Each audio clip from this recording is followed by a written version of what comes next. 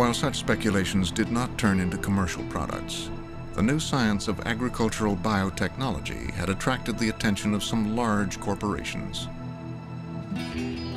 Monsanto, an agrochemical company, realized that biotechnology might offer a way out of the pesticide business, which had become increasingly unprofitable. Further development in pesticides was no longer a viable business opportunity, and from an environmental point of view, didn't really make sense either. So we stopped all chemical investment and really redirected our energy towards biotech. Hiring hundreds of researchers, Monsanto set out to build a new industry. The first products were aimed squarely at their traditional customers, the same farmers who had bought their herbicides, pesticides, and fertilizers. Farmers like Gerald Tumbleson, who farms in southern Minnesota. 85% of the food we eat comes from large farms like this. On 2,700 acres, Gerald Tumbleson grows only two crops, corn and soy. Americans have come to expect cheap food. So to stay in business, Tumbleson is continually looking to technology to cut his costs. Satellite navigation, the latest combine harvesters, and heavy use of pesticides and fertilizers. He was hoping that Monsanto's genetic technology could help him get rid of a big pest, the European corn borer caterpillar. They burrow into the stalk, and then it rots the inside of the stalk. They burrow into the shank that holds the ear, and it rots that, and the wind comes up and the corn falls off. Now, to keep that from happening, if we spray our field with an insecticide. But we can't get selective. We spray for an insect, and we might get 4 or 5 that we don't want dead, and we've killed them. Monsanto had a solution to sell: corn which made its own pesticide. Scientists had long known that a humble soil bacterium called Bacillus thuringiensis, or BT, produced toxins that killed caterpillars. Monsanto scientists spliced the bacterial gene that made the toxin into corn. Now, every cell of the modified corn makes its own pesticide, a chemical protein harmless to most insects and to humans whose bodies rapidly break it down, but lethal to the corn borer caterpillar.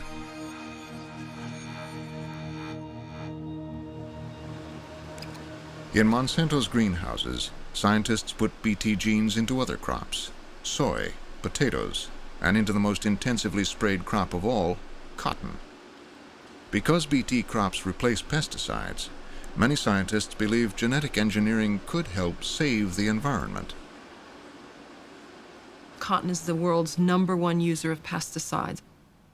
It is ironic to me that we think of cotton as a natural fiber, and we don't understand that it is a major pollutant environmentally. And BT cotton presents us with an opportunity to reduce the amount of pesticides that we're spraying on our crops. That not only has an environmental implication, but has a major implication for the people who actually have to handle the pesticides and do the spraying. If you've ever been around here when you've sprayed an insecticide, if you've ever used that, we put it on, we put leather gloves on and coveralls on so it doesn't get on us. That is not a fun thing. That is not something I even want to dream about. I don't even want the thing in my machine shed with my grandkids around. But those are the types of things we don't have to have with this BT corn. Along with soybeans, which were genetically modified to manage weeds with much less herbicide, the BT crops were received enthusiastically. Within a couple of years, the majority of soy and cotton, and 1/3 of all corn, were genetically modified. Farmers like Gerald Tumbleson were convinced that biotechnology had the power to transform agriculture. We're going to be raising things on this land, on this soil, that we haven't even dreamt of in 10 to 15 years. I envy my sons because they're just getting started in a time which I think, to me, is very important.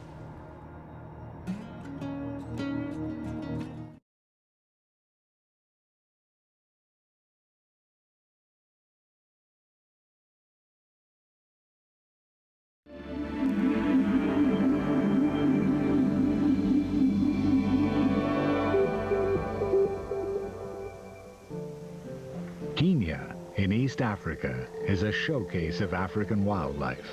In its various natural parks and wild areas, tourists and naturalists come to see the beauty and the beasts.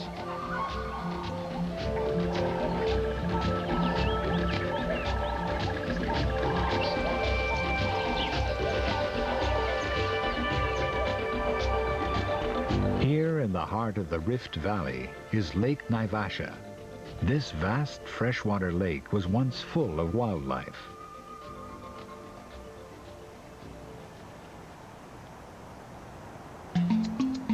Today, its shores are rimmed with plastic greenhouses. Flower farms have moved in, turning this lake into a center to supply the world flower trade. Where lions once hunted, thousands of Kenyan workers now report for work on these farms every day.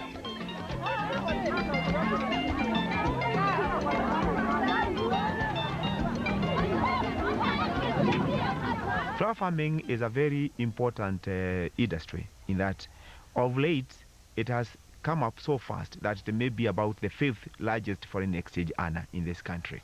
We exported in excess of 30 million stems of flowers from this country. And in 1998, which is clear, we exported 26 million stems. The industry employs over 20,000 members directly. If you work out the number, if you assume a Kenyan family has 5, you are talking in terms of 100,000 people who are benefiting directly from the flower industry. Flower industry last year brought in excess of $80 million.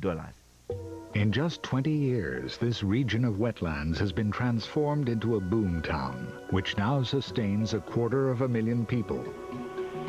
The residents rub shoulders with the 800 hippo, whose ancestors have lived here for thousands of years. But Kenya's Greenbelt movement under Wangari Maathai is concerned for the long-term health of the lake. I shudder to think of what will happen to Naivasha area or to Lake Naivasha in another 20, 30 years, because nobody seems to be worried about the destruction that is going on in the lake. The fishermen here do worry about Naivasha's future. Their livelihood depends on a healthy catch. Local fisherman David Kilo says he can barely net enough fish to feed the demand of all the people working in the flower farms.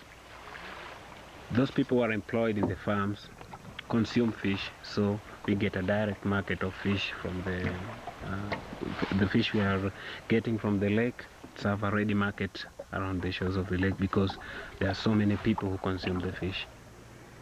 To stay competitive, David Kilo has to keep his overheads low. His prices reflect only the work that he and his team put into catching fish. They don't include nature's costs. In the same way, the rose farmers here could never get away with charging for the 12 months of tropical sunshine needed to produce the perfect rose. In colder climates, like Europe or North America, the cost of artificial heat and light is included in the price of a rose. It takes lots of water to grow good roses. Local farmers pump huge amounts from the lake, and many continue to use spray irrigation. Though most, knowing how wasteful spraying can be, use a more efficient system of drip feeding the roots. Most flower farms using the water to irrigate their crops in their farms, the water level has decreased almost 1 inch per week. Ecologists warn that continued overuse of the water will cause lake levels to drop, creating one vast mudflat. That would threaten the livelihoods of fishermen and flower farmers alike. To grow the kind of unblemished rose the industrial market demands, farmers use dozens of fungicides and fertilizers. But unlike water and sun, these chemicals are expensive. So farmers use them sparingly and ensure that the pesticides are biodegradable. As a solution, some farmers make a biological filter around the lake shoreline, a buffer zone between lake and greenhouse, where nature breaks down the chemicals before they seep back and poison the lake. But not all the farms here have adopted this safety measure. Some of the flower farms don't control the runoff water from their farms, so in return they go directly in the lake and they destroy the plankton zone. I've come to remember the plankton zone, which is normally the zone where fish get its feeding, its food there. Now we're finally understanding that we truly have inflicted terrible damage on nature. So can't we get together around the world and join brains and hearts and find solutions, try to live in better harmony, heal some of the scars? The good news is that it's happening, and there are more and more and more companies and individuals trying to do things better. In Europe, the big importers of Kenyan roses are starting to pressure farmers to find ways to reduce environmental damage. Importers say this more responsible attitude is an investment in a sustainable future. On a yearly basis, we buy over 40 million flowers from Kenya alone. They're sustainably grown because we have to take into account the impact of chemicals and water on the environment. And for example, all of our chemicals that we use in both growing and post-harvest handling treatment are all biodegradable and certified by the Kenya Flower Council. The water systems that we have are technically advanced, that we drip feed the root system, so we actually minimize the amount of water that we use during the growing of these roses. But environmentalists point out that it's not enough just to acknowledge the value of nature's services. The costs of protecting and sustaining those services must also be recognized and paid for. Critics warn that if this lake is lost through human negligence, the wildlife and the 250,000 local people will suffer. The death of the lake means the likely death of commerce and industry.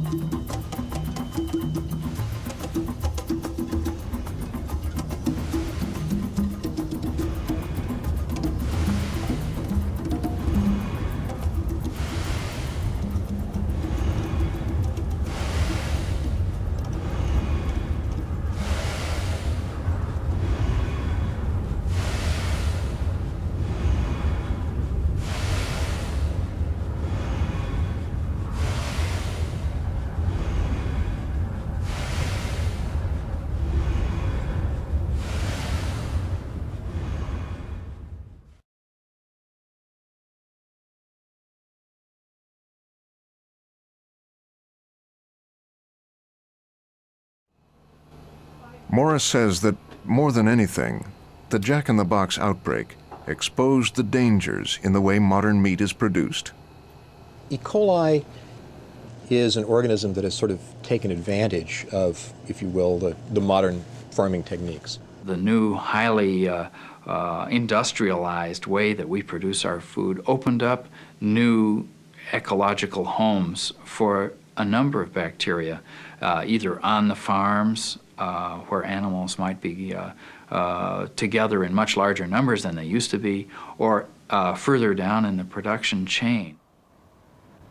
The first step to uncovering these modern health risks is to understand where meat comes from in the first place.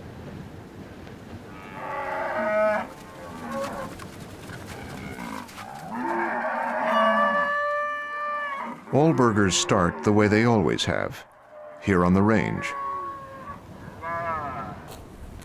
Unlike chicken or hogs, which can live their whole lives in man-made confinement, cattle begin life grazing. This beautiful grassland, which had the huge herds of buffalo, now have cattle.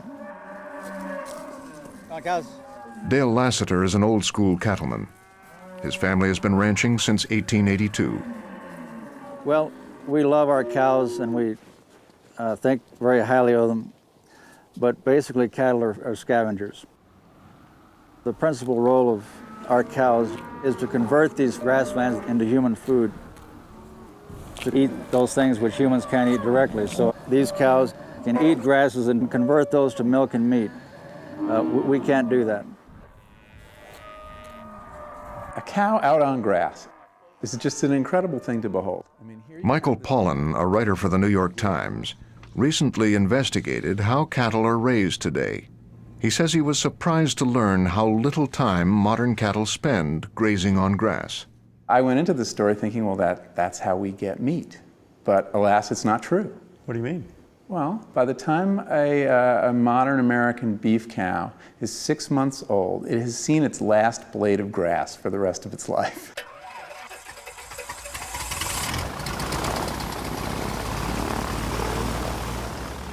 To see how much raising cattle has changed, there is no clearer view than from the air.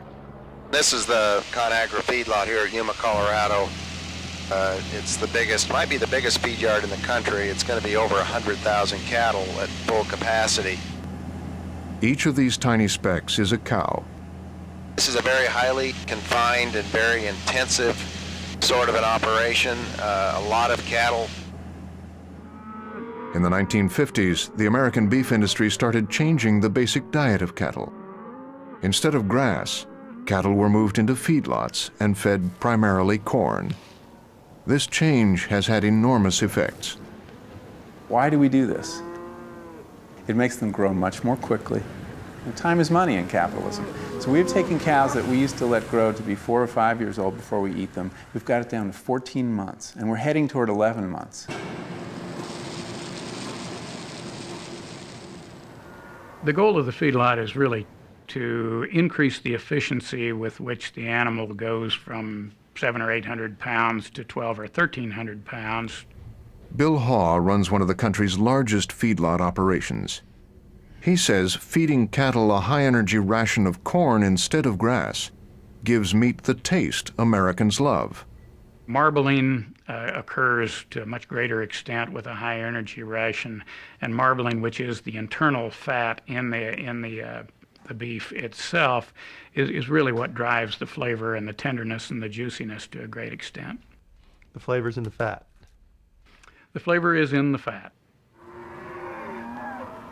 My guess is that could you interview a steer and ask him whether he'd rather be out in the pasture or in the feedlot, I think a vast majority of them would vote to be in the feedlot. In the feedlot? Yes. Why? Well, a very nutritious and very palatable diet is delivered to them upon demand if health problems come up, which do. They're treated immediately, and all of their wants and needs are really taken care of in a very pampered sort of a way. The problem with this system is that cows are not evolved to digest corn. It creates all sorts of problems for them. The rumen was designed for grass, and corn is just too rich, too starchy. So as soon as you introduce corn, the animal is liable to get sick.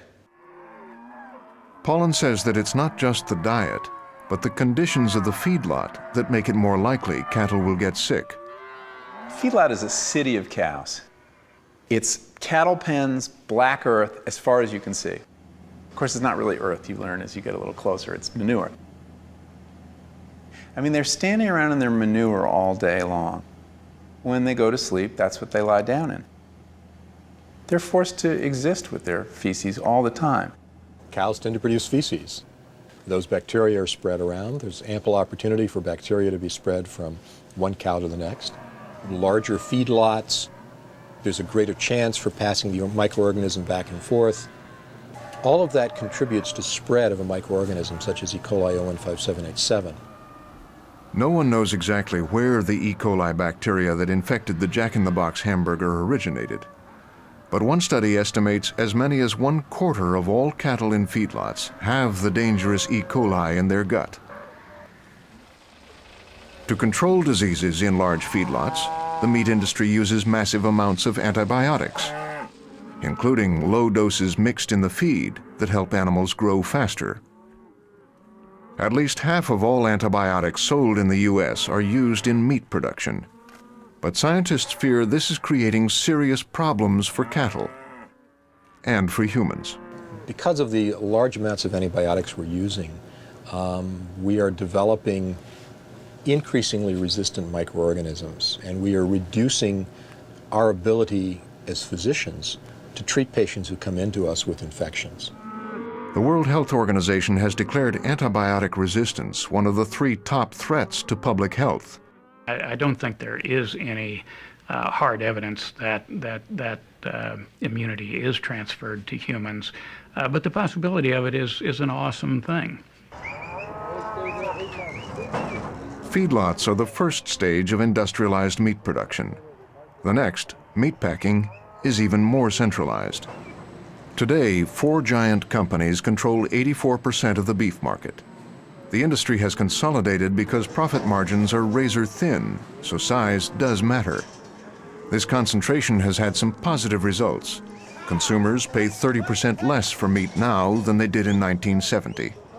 Americans pay a lower per capita cost for food of all types than any place else in the world. Dan Glickman, a former Secretary of Agriculture, believes the biggest issue in agriculture today is how highly centralized production has become. Mass industrialization and standardization probably can ensure quality control better because somebody's watching the product at all stages of the scheme. On the other hand, if there is a problem that develops, that problem becomes a much more monumental and significant problem if that problem will infect thousands of animals, let's say, as opposed to 1 or 2 isolated animals. So even though I think the systems are better today, the risks are probably greater as well. The meatpacking business has always been tough and the work bloody.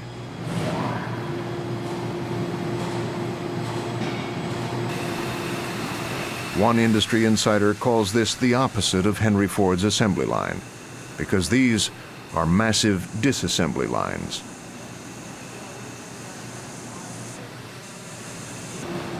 The slaughterhouse is a necessary process, it's a highly efficient process, but it's not now nor never will be a very pretty thing. Animals come there to die, to be eviscerated, to be decapitated, to be dehided, and all of those are violent, bloody, and difficult things to watch. Today, the largest packing plants slaughter more than 4,000 cattle a day. One measure of their efficiency is line speed, the rate the carcass moves through the plant. In 1970, the fastest lines were butchering 175 cattle an hour. Today, the rate has more than doubled. This is one of the most dangerous parts of production, because here is where pathogens that are in the cow can get on the meat. When workers are working very quickly, they may make mistakes. It's that speed of production that can lead to food safety problems. Eric Schlosser is the author of Fast Food Nation, a best-selling expose on the meat and fast food industry. He says conditions in the packing plant have a direct effect on food safety. Well, these people are handling the meat that you're going to eat. If they're dropping the meat on the ground, picking it up and putting it back on the line, if they're not properly eviscerating the animal and they're spilling manure, if they're making a whole series of mistakes that can contaminate the meat, that matters to you if you eat meat. As the line speeds increased, as the general efficiency of the slaughter plants increased, there may have been a greater opportunity for contamination to spread from one carcass to another, so that the end result would be more meat that might be contaminated. The final stage of the heavily industrialized production of the American hamburger is a grinding plant like this one. Raw meat arrives in 2,000-pound boxes from the slaughterhouse and is mixed together by the ton. This is a combo bin of meat. A combo bin is 2,000 pounds approximately of meat that's coming in from a boning facility where they take it off the carcass and put it into here. This is a combo bin of lean meat. As you can see, a lot of red, not a lot of white. We mix that with combo bins of fat to come up with our final level of fat. The meat in these boxes comes from many different animals and many different places. Some is even from overseas. All of it is ground together to make the juicy hamburger Americans love. If we just took the lean meat and made a hamburger patty with it, we would have a patty that didn't have a lot of flavor with it. The flavor comes from the fat. The white tube is the fat, the red tube is the lean. So your recipe is basically 20 pounds of fat and 20 pounds of lean? Well, yes, primarily, except that in our case, it's 2,000 pounds of fat and 2,000 pounds of this to make up our 4,300 pound batch that you see here. Hamburger used to be the scraps left over from butchering just one cow, but a significant change has occurred. Now, parts of many cows are blended together by the ton.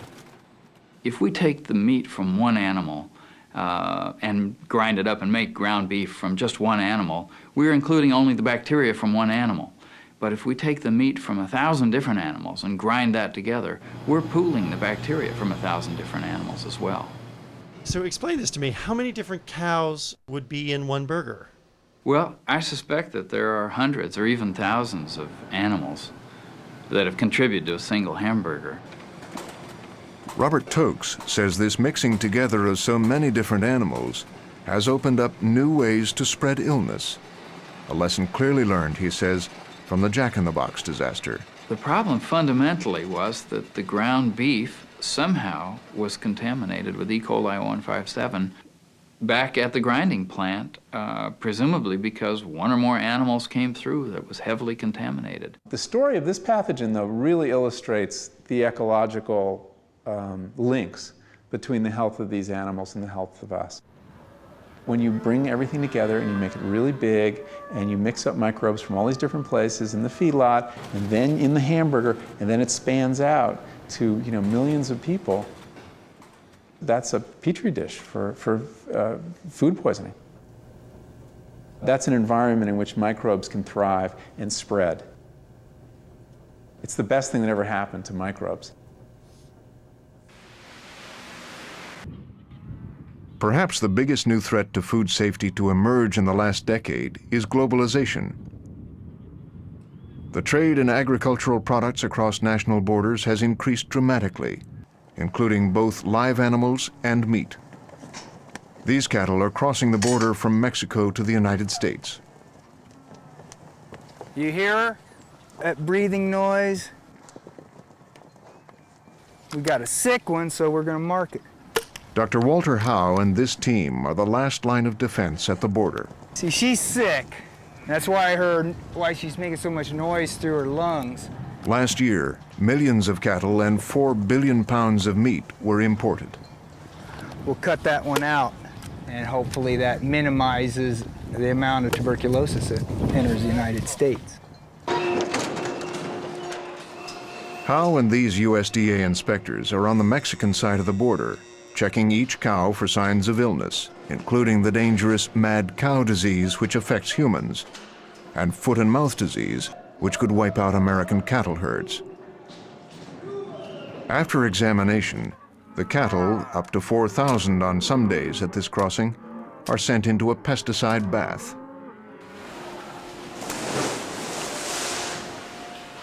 The animal are given a precautionary dipping, which is the animals have to swim through a solution of pesticide. They swim through that on the Mexican side. All of these cattle will be shipped from here to the massive feedlots in the U.S. If just one has foot and mouth disease, the entire feedlot, or more, could be devastated.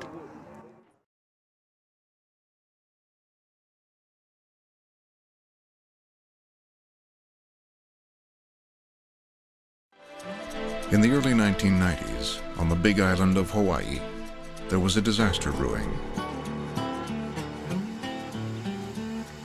Like many farmers, Rusty Perry's livelihood was based on the papaya, a sweet-tasting fruit and one of Hawaii's most important crops.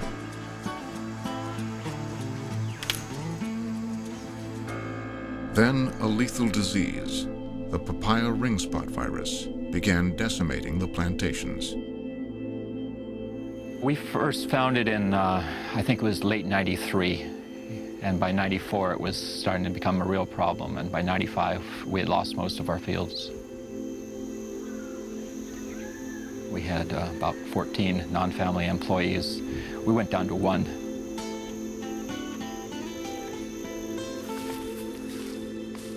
Dennis and Carol Gonzalez, two Hawaiian molecular biologists working at Cornell University, came to see the damage for themselves. It's going to be amazing. Look at that tree over there. Typical symptoms of papaya ring spot. These are the shoestringing of the leaves over here. Then look at this ring spot here. This is why they call it papaya ring spot. Here. Boy, those fruit are terrible. Yeah, this farmer not going to make any money. Nothing seemed to stop the virus. Not physical barriers, not chemical pesticides. And most farmers were resigned that within a few years, the $45 million papaya industry would be gone forever.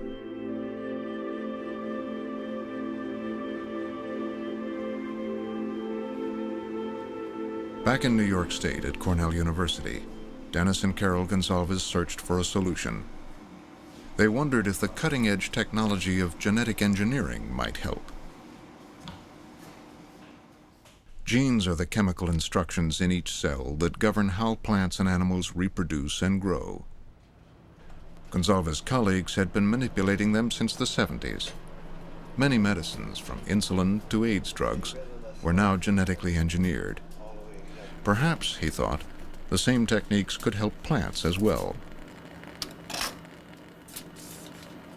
Even though plants don't have immune systems, Gonzalez thought it might be possible to protect them against a future infection. Among the many genes making up the ring spot virus, Gonzalez identified one that made a harmless protein in the virus's outer coat. If he could splice this gene into the papaya chromosome, making a transgenic papaya, then perhaps the papaya would be protected, in effect, vaccinated against future infection. But how do you get genes into plants? Scientists at Cornell had invented a crude but effective way called the gene gun. The ammunition is genes, the target, a plant. The shot is propelled by compressed gas. Magnified many times, the process works like this. First, tens of thousands of copies of the desired viral gene are made. Next, they're mixed with tiny tungsten balls to which the genes stick. When the balls are fired, the genes are carried along into the leaf. As the balls pass through the plant, some of the genes get inserted into some of the cells. These transformed cells can be grown in culture to become new plants, transgenic plants. Gonsalves grew hundreds of transgenic papaya plants in dishes and subjected them to chemical tests. In a few, the new viral gene appeared to be working. Now came the moment of truth. Would genetically modified papaya plants be killed by the ring spot virus, or would they resist? The real severe and the best test is after the gene is in, you rub the plants with an isolate of the virus to see if it actually indeed withstands infection. This here is the virus-infected plant. The effect of the virus is on the leaves and also on the fruit. On the leaves, instead of being full, are narrow, and they also show this yellowing here, as opposed to the genetically engineered papaya here. This leaf is a normal-looking papaya leaf. It's fully green, and the growth is very good. Now, the only difference here is that this one plant has the one gene making it resistant to the virus. A decade of work had produced a breakthrough and perhaps saved an industry. If genetic engineering could protect a papaya from a lethal virus, why stop there?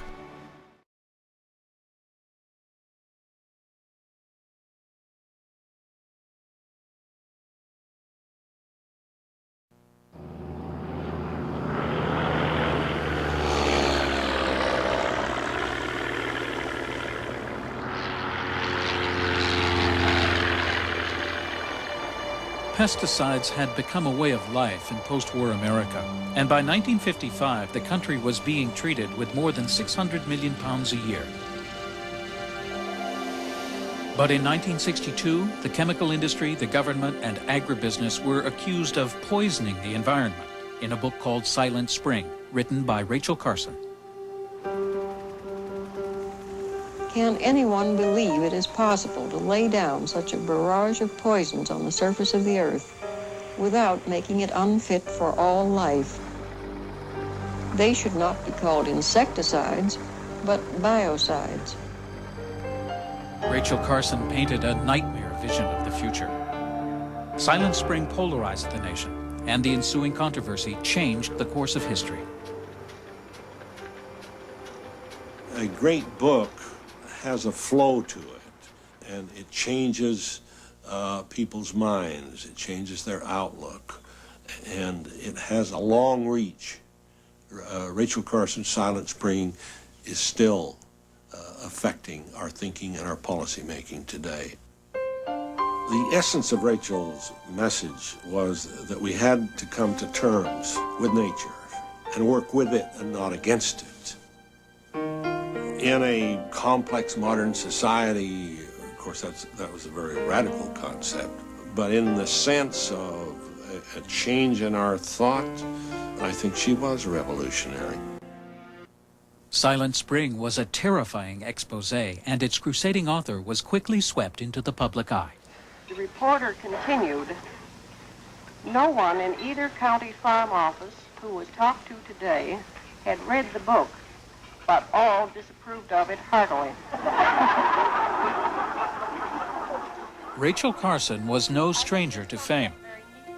In 1951, her book, The Sea Around Us, had won universal respect.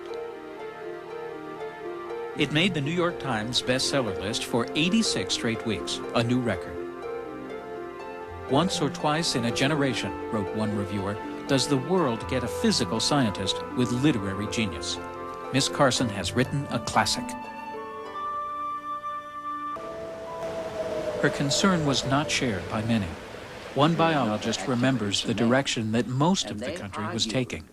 Remember that we had been benefiting from about 50 years of gung-ho technological development. Right after World War II, for example, especially, we went into a binge in developing new technologies. One of these was chemicals. It had spawned a giant industrial complex. and it gave us a bewildering variety of plastics, drugs, lubricants, fertilizers, and among the most important of all, pesticides. Poisonous chemicals that kill pests, such as blights and parasites or insects that destroy crops and carry disease.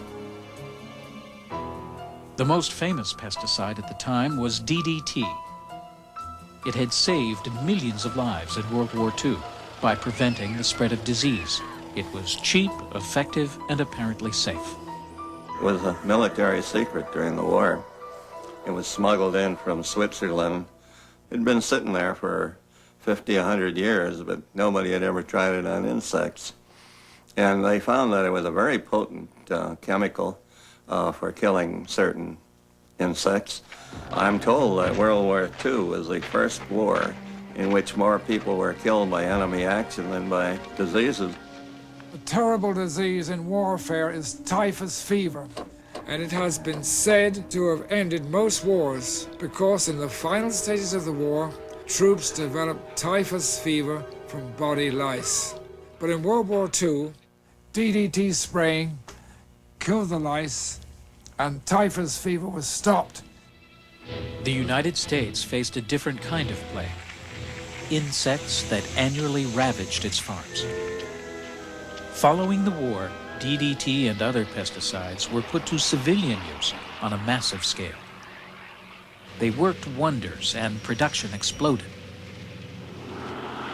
Synthetic pesticides were like miracle drugs, or so almost everyone thought. But a storm was brewing.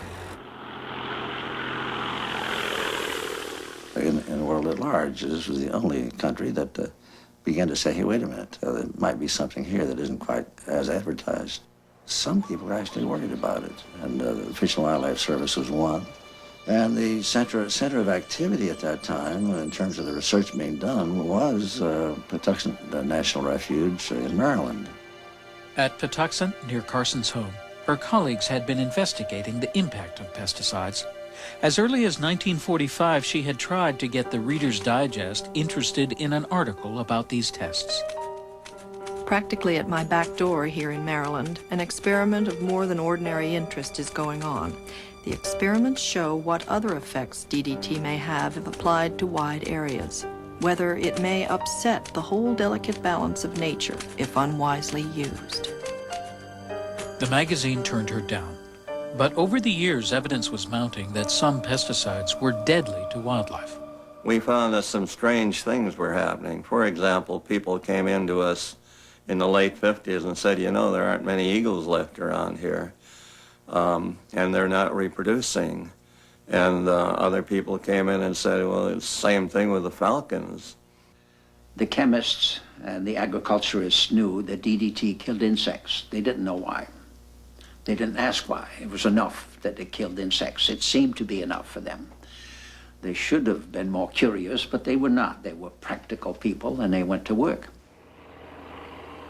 From 1945 to 1955, annual pesticide use on farms went from 125 million pounds to over 600 million. Soon, government agencies began treating even the suburbs with DDT. People thought it was a good thing because they got action in solving a problem as they conceived it. They were, for example, complaining about mosquitoes. And if the spray truck came down the street, they were told to just stay indoors for a few minutes and everything would be all right. So you had the government endorsing a product and you had the chemical industry pushing it very aggressively. There was a development program going on within the corporate system saying, well, if a little bit is good, a lot more is much better, isn't it? Public health departments staged demonstrations to convince the public of DDT's effectiveness and safety. Enthusiasm for the chemical knew no bounds, and few were questioning the wisdom of such use. Public places and private backyards were being treated whether people liked it or not. In 1957, planes sprayed a Massachusetts bird sanctuary owned by Olga Huckins, a friend of Carson's. In fury and desperation, Huckins told her what had happened. The birds showed all the symptoms typical of DDT poisoning. Huckins knew that the planes would be back in spite of her protests. She asked Carson for help. Carson later remembered how the thought of a spring silent of birdsong had moved her to action. It was your personal letter to me that started it all. In it, you told what had happened and begged me to find someone in Washington who could help.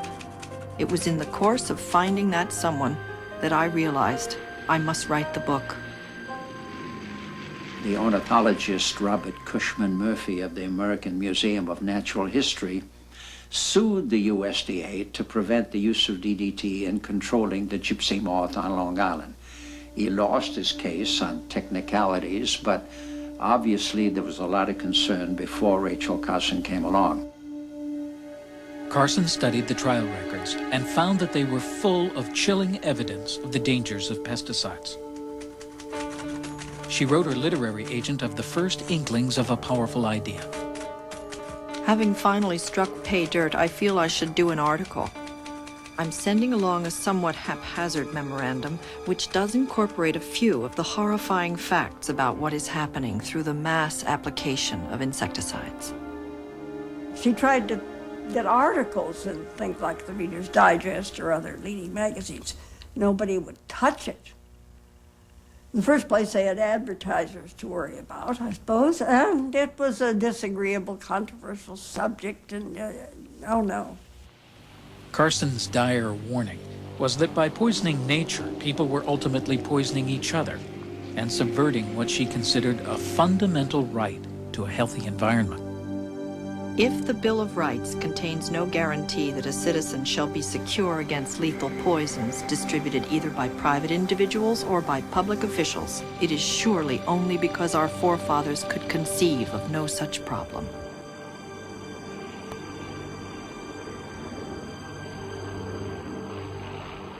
Pesticides certainly wasn't an obvious subject for a successful book. On the other hand, Rachel was dealing with a subject that we all felt was important. Paul Brooks, editor-in-chief at Houghton Mifflin, had been in on the project from the beginning. Now, I don't claim that we knew this book was going to have the impact it did, but it was obviously something in the tradition of Houghton Mifflin Publishing by an author whom we had liked and who had published successfully and whom we had encouraged to do a book on this subject. So there was no doubt on anybody's mind about our taking it on. The whole thing is so explosive, and the pressure on the other side so powerful and so enormous that I feel it far wiser to keep my... Carson would be attacking a powerful, well-organized industry. Her case would have to be airtight. Persuaded by the evidence that she had uncovered, she set out on a crusade. Late in 1958, she wrote to Paul Brooks. Broad conceptions will reveal the futility and the basic wrongness of the present chemical program even better than ranting against it, though I shall rant a little too. She had to absorb an overwhelming amount of data. She was working alone and desperately needed help. She wrote to Brooks with good news about a new assistant. She wasn't anywhere near ready. She felt very bogged down by these masses of materials and trying to keep track of them. And many people in universities or government agencies or even industry who were on her side were very helpful, but they had to do it extremely carefully. This man later said he thought the most useful thing he'd done in his whole career was slip stuff to Rachel Carson when she was writing the book. Carson was outraged to discover within the government a pervasive attitude of secretiveness and denial. One field worker wrote, "The USDA representatives have consistently downgraded the biologist's findings on damage to fish and wildlife. They have refused to give me information, saying no significant wildlife damage occurs." John George found the Department of Agriculture reluctant to publish methods of safe pesticide disposal. Well, the administrators didn't want to bring out any information along these lines because it might leave the impression that pesticides were dangerous if you've got to be careful at how you got rid of them. I was up against industry and agricultural experiment station personnel who insisted that the way they used these chemicals, they did no harm, and that the people who insisted otherwise were either misled or were being paranoid. Some people she quoted in the book lost their jobs very quickly. You didn't speak up against the establishment on this, even for such innocent things as saying, no, we do better with Dutch elm disease if we don't spray the trees, just clean them up. That man lost his job. Carson attacked what she saw as a heavy-handed, public-be-damned attitude behind certain government programs. There was a mindset against insects. They really focused on the bad ones without realizing, I expect, ecologically, the vast majority of control of insects is by other insects. And you see, the moment you step in and play God with a chemical, you can get into some real problems. You just can't eradicate an insect with a chemical. I think you've got to be a little more imaginative than that. They sprayed truck gardens and dairy farms, fish ponds and salt marshes, showering insecticide over children at play. A quarter horse drank from a trough in a field which the planes had sprayed. 10 hours later, it was dead. See, all the big programs prior to that were largely federal lands. This was a big federal program that began to treat private lands, including farmlands. And all of a sudden, the milk was contaminated and the farmers couldn't sell their milk. And people were worried about their wildlife. It just led to a clamor. Carson attacked the government for exaggerating the threat of insects like the fire ant. During most of the 40-odd years since its arrival in the United States, the fire ant seems to have attracted little attention. With the development of chemicals of broad lethal powers, there came a sudden change in the official attitude toward the fire ant.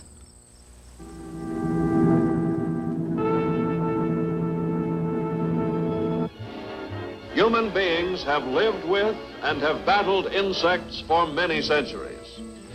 Now the war is between man and the imported fire ant. Fire ant mounds could interfere with farm machinery, but the insect itself was only a nuisance.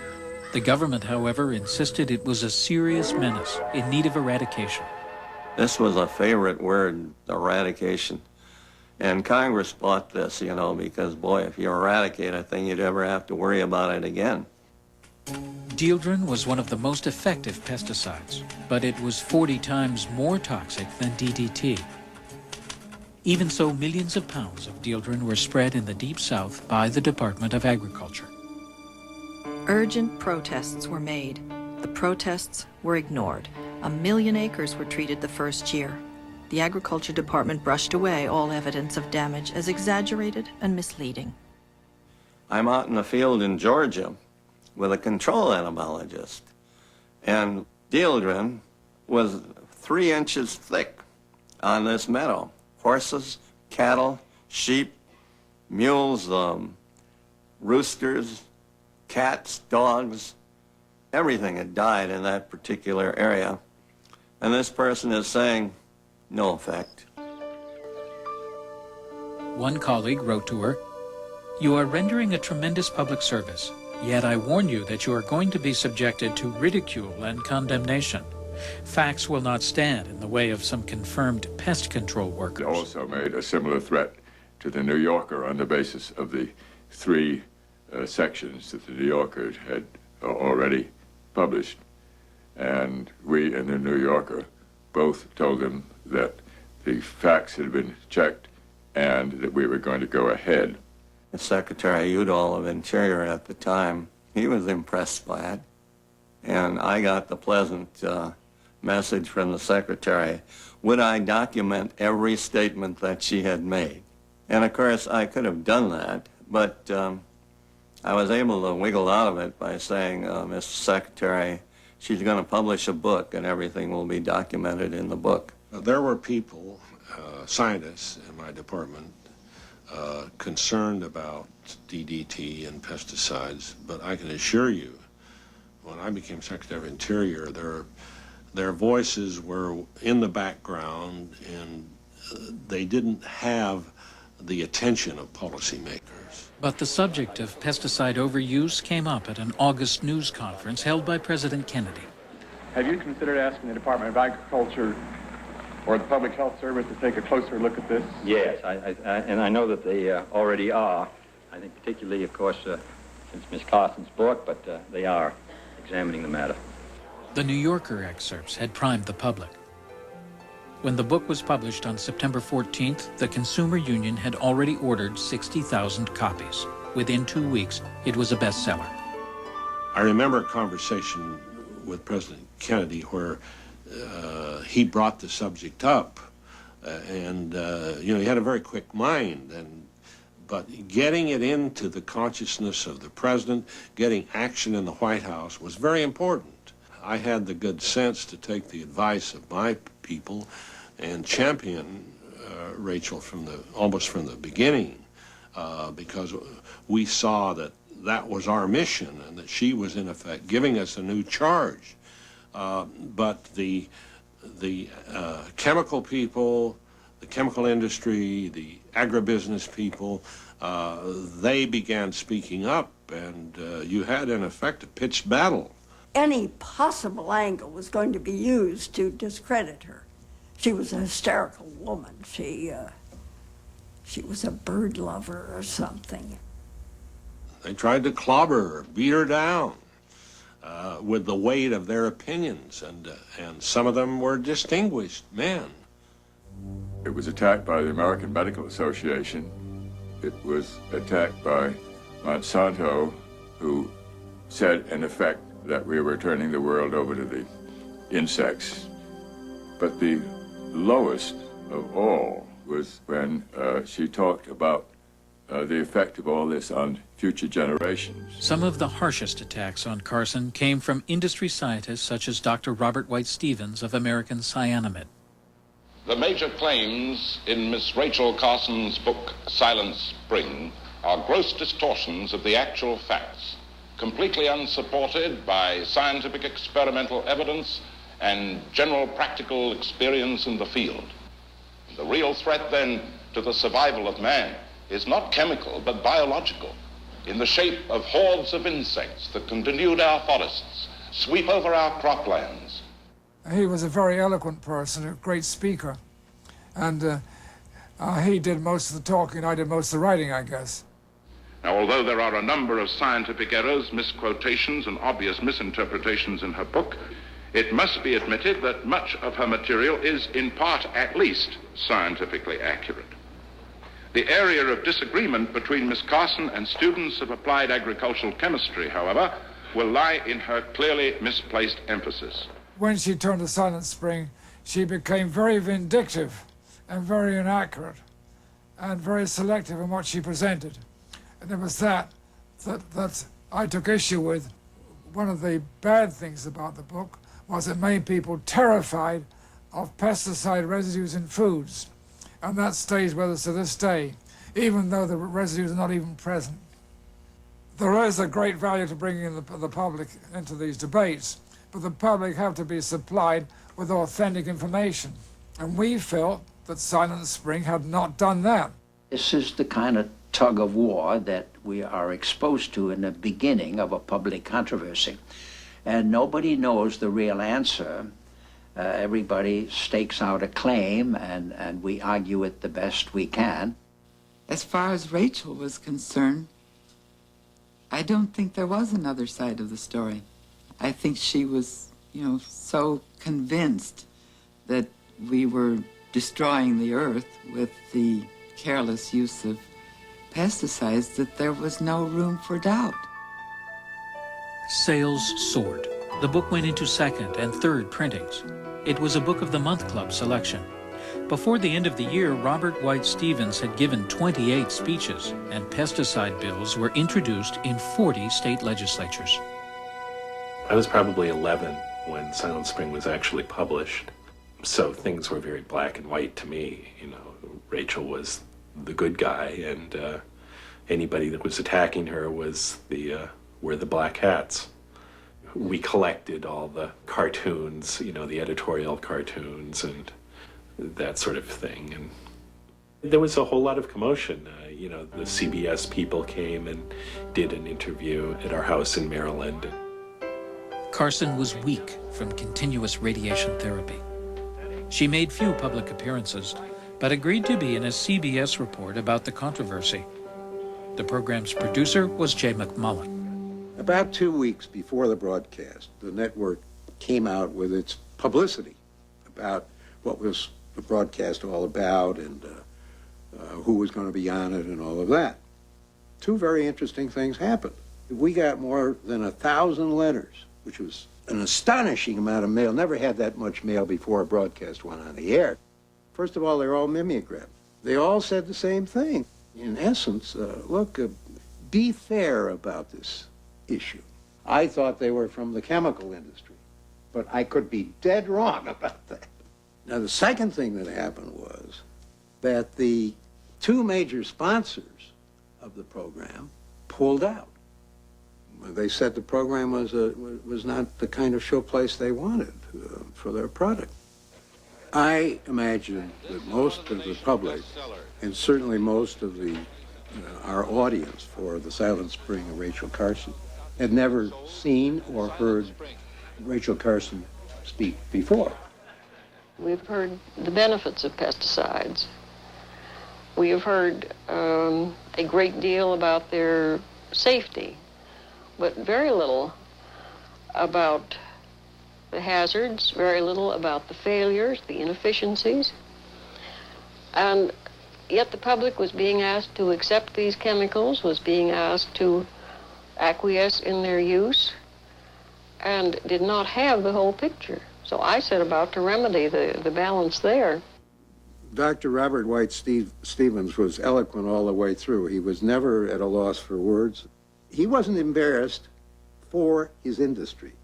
The crux, the fulcrum over which the argument chiefly rests is that Ms. Carson maintains that the balance of nature is a major force in the survival of man, whereas the modern chemist, the modern biologist, the modern scientist believes that man is steadily controlling nature. Now, to these people, apparently the balance of nature was something that was repealed as soon as man came on the scene. Well, you might just as well assume that you could repeal the law of gravity. The balance of nature is built of a series of interrelationships between living things and between living things and their environment.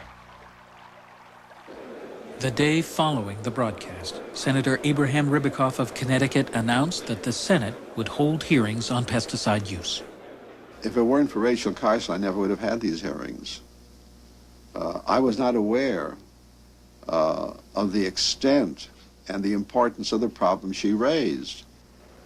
It became important that this was an area the government had a responsibility of determining what to do about it, because no one else was going to do it. Carson knew that the only way to bring about lasting change was to encourage government to take a leadership role.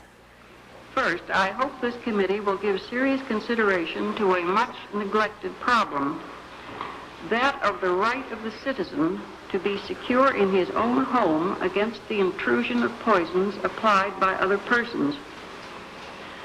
I speak not as a lawyer, but as a biologist and as a human being.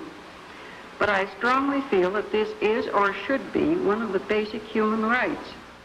I've always known, philosophically, that one who believes is a majority because most people don't believe in anything. And here was a person that really believed and was right.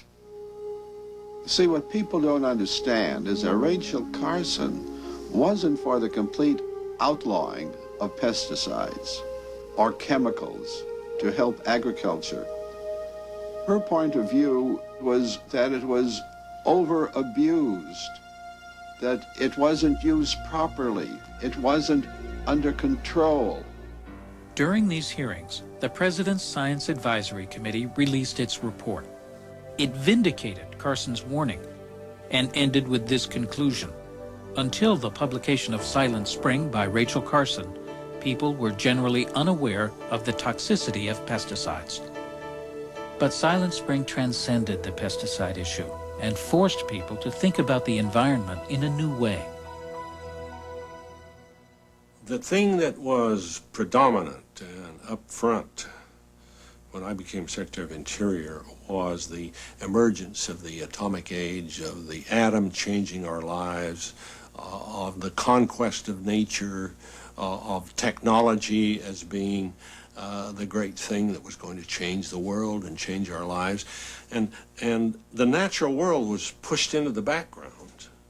I think Rachel Carson brought it out of the dark corner and put it up front and challenged all of us to say, well, can you really ignore nature? If you think of her as a revolutionary, it's rather startling. But in the sense of a change in our thought, I think she was revolutionary.